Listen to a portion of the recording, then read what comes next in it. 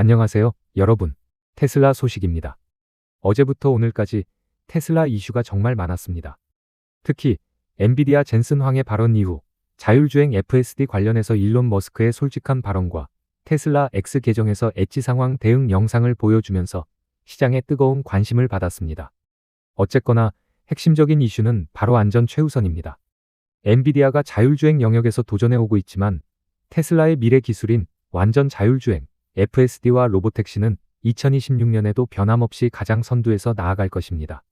저는 이 과정에서 기술을 과장하기보다는 좁힐 수 없는 실제적인 기술 격차에 대한 자신감으로 차분하게 대응하면서 의연하게 대응을 하는 게 가장 인상적이었습니다.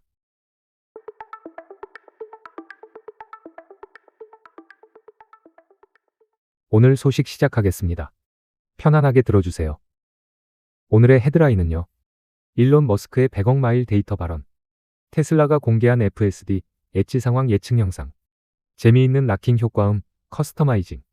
엔비디아 경쟁에 대한 일론의 여유로운 평가. 첫 번째 소식은 일론 머스크가 완전히 사람 개입 없이 안전하게 달리는 비감독형 FSD를 위해 약 100억 마일, 그러니까 160억 킬로미터 정도의 실주행 데이터가 필요하다고 했습니다. 이 발언이 왜 이렇게 화제가 됐냐면 일론은 작년까지 2025년 말이나 2026년 초에 비감독형 FSD가 가능할 거다라고 자신 있게 말했었거든요. 그런데 이번에 더 안전하게 가려면 데이터가 10배 이상 더 필요하다고 현실적으로 조정한 거예요. 배경을 자세히 설명하자면 테슬라의 FSD는 비전 온리 방식이에요. 차에 달린 8개 카메라와 AI만으로 주변을 보고 판단하죠. 라이더나 레이더처럼 비싼 센서를 안 쓰는 대신 전 세계 테슬라 오너들이 매일 주행하면서 모아주는 데이터를 학습 재료로 쓰죠. 마치 초보 운전자가 수백 번 도로에 나가서 경험 쌓듯이요. 지금까지 모인 데이터는 70억 마일 정도예요. 이걸로 FSD 버전 12 버전까지 발전해서 도로에서 꽤 부드럽게 달리고 있죠. 하지만 일론이 말하는 롱테일 문제가 아직까지 남아 있습니다. 도로에서 마주하는 일반적인 흔한 상황, 이를테면 직진, 신호등, 차선 변경, 이런 것은 이미 거의 완벽해요. 문제는 아주 드문 상황입니다. 예를 들어 비 오는 밤에 공사장 표지판이 이상하게 놓여 있거나 갑자기 동물이 뛰어들거나 도로에서 주행하던 다른 차가 갑자기 예측할 수 없는 황당한 행동을 하거나 이런 드물게 발생하는 엣지 케이스를 완벽히 처리하려면 정말 어마어마한 데이터가 필요하다는 거예요. 우리가 가보지 않은 곳의 도로와 주변 상황, 그곳에서 활동하는 생명체 등 이 모든 변수는 시나리오로 얻을 수 없는 것입니다. 테슬라는 2019년에 FSD 베타를 처음 시작했어요.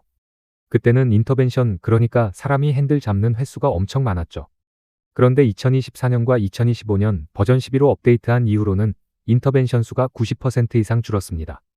X나 레딧에 올라오는 사용자 영상을 보면 샌프란시스코 시내 100마일을 운전자 개입 없이 완주했다는 등 FSD에 만족하는 후기가 심심치 않게 나옵니다.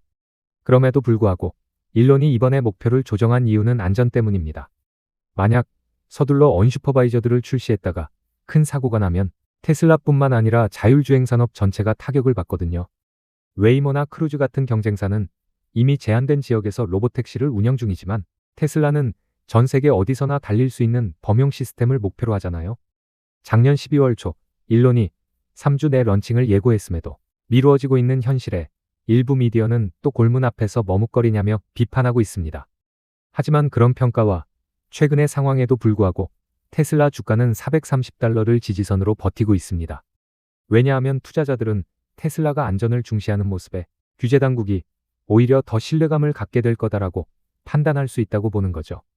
실제로 캘리포니아나 텍사스 규제 기관이 테슬라 데이터를 주의 깊게 모니터링하고 있을 겁니다. 제 개인적으로 느낀 건 이 솔직함이 테슬라의 진짜 매력이라고 생각합니다. 목표를 과장해서 발표했다가 실패하게 되면 신뢰를 회복하는데 더 큰 비용과 시간이 필요해지는데 일론은 목표를 약간 미루더라도 안전을 말해주니까 오히려 장기적으로 믿음이 갑니다. 예상하기로는 현재 데이터 축적 속도가 하루에 수백만 마일씩 늘고 있으니 올해 8월쯤엔 100억 마일 데이터에 도달할 테고 그러면 진짜 언슈퍼바이저드 로보택시가 대규모로 나올 가능성이 높다고 봅니다. 여러분은 어떠셨어요? 늦어진다고 실망하시나요? 아니면 안전을 무엇보다 우선하는 게 좋다고 생각하시나요? 두 번째 소식은 테슬라 공식 X 계정이 올린 FSD 안전 데모 비디오입니다. 비디오 내용은 고속도로에서 다른 차가 갑자기 끼어들거나 급정거할 때 테슬라 FSD가 미리 예측해서 부드럽게 속도를 줄이거나 차선을 바꿔요. 영상은 AI가 보는 시야를 오버레이로 보여주는데 정말 인간 눈보다 더 넓고 빠르게 판단하죠. 이 비디오의 메시지는 너만 잘 운전한다고 주변 차가 다 그러란 법은 없다입니다. 현실 도로에서 가장 큰 위험은 다른 운전자들의 부주의나 실수거든요. FSD는 그걸 초단위로 예측해서 피한다는 걸 보여준 거예요. 기술 원리를 쉽게 풀어보면 FSD는 엔드-투-엔드 신경망을 씁니다. 엔드-투-엔드 이전 단계는 빨간 신호등 인식 후 정지 결정처럼 단계별로 나눠서 처리했는데 이제는 카메라 영상을 그대로 입력해서 바로 가속, 브레이크, 조향 이렇게 출력을 내놓는 거죠. 마치 사람이 운전할 때 아, 저 차 위험해 보이는데 라고 느끼고 바로 반응하는 것처럼요. 이게 왜 중요한가 하면 이게 바로 사이버캡 로보택시의 핵심 기술입니다. 운전자 없이 승객만 태워서 달리려면 이런 예측 능력이 필수가 되어야죠. 2024년 10월의 사이버캡 공개 이후로 테슬라는 계속 이런 데모를 통해 우리는 준비되고 있다는 긍정적 신호를 보내오고 있습니다. 게시글에 대한 반응은 정말 뜨거웠어요. X에서는 이제 FSD 믿고 장거리 여행 간다는 댓글부터 실제로 제로 인터벤션으로 LA에서 샌프란시스코 갔다는 영상 후기가 쏟아졌어요. 반대로 아직 완벽하지 않다는 의견도 있지만 전체적인 분위기는 긍정적이에요. 제 생각에는 이런 데모 하나하나가 쌓일수록 규제 승인이 가까워진다고 느낍니다. 특히 텍사스나 플로리다 같은 주에서 먼저 언슈퍼바이저드 테스트가 허용될 가능성이 크죠. 인상 깊었던 부분은 영상에서 FSD가 불필요한 급정거나 경적을 울리지 않고 자연스럽게 대응하는 거예요. 숙련된 인간 운전자만큼이나 침착해 보이죠. 세 번째 소식은 조금 가벼운 겁니다. X의 테슬라 공식 계정에서 차량 문 잠금과 해제 사운드를 커스터마이징할 수 있는 재미있는 영상을 올렸어요. 기본 삑삑대는 소리 대신 벨소리처럼 귀여운 멜로디나 아놀드 슈워제네거의 유명한 대사 You'll be back이나 SF 영화 효과음 등으로 사운드를 바꿀 수 있도록요. 영상이 퍼니하게 편집돼서 X에서 바로 바이럴되며 인기를 끌었어요. 이건 단순한 재미 기능이지만 테슬라가 소프트웨어 회사라는 걸 다시 한번 알려주는 거죠. OTA 업데이트로 언제든 새 기능을 추가할 수 있는 것을 보여주니까요. 마치 스마트폰 벨소리 바꾸는 느낌으로 오너들이 차를 더 사랑하게 만드는 작은 디테일입니다. 명품은 디테일에서 차이가 나는 거죠. 네 번째 소식은 CES 2016에서 엔비디아가 강력한 자율주행 칩을 발표했는데 일론은 아직 테슬라의 큰 위협은 아니고 5, 6년 후에나 돼야 경쟁 압력이 될 거다라고 평가한 겁니다. 앞서 언급했지만 테슬라의 강점은 하드웨어가 아니라 데이터와 소프트웨어죠.